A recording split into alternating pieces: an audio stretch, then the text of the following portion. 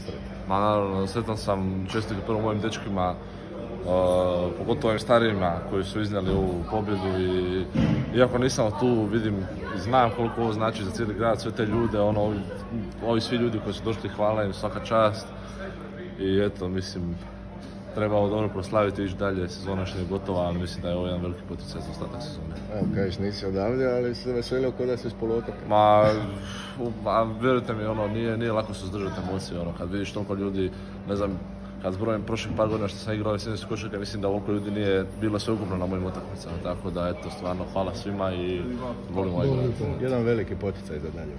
Sigurno, eto, vidit ćemo, treba stvarno ovo sad dobro u glavi progutati i vidjeti šta ćemo dalje. Tamo nova pauza nekako. Naravno, treba se dobro odmoriti, pogotovo, naravno proslaviti to, evo vidiš da je sad jedno, dvije riječi ne mogu spojiti, ali Dobar si, kakav si kad možeš. I trebaju se dečki odmoriti, ovi koji su iznijeli ipak veliki dio, ipak je teško, koliko god je to bio i Sonic i Split, lako je to 40 minuta igrati, Mavra, Ivanov, Martin, tako da trebaju se oni odmoriti i nastavljamo raditi, a Vuković on najveća, da ne kažem šta, ako ovo ide u novine, neću ništa.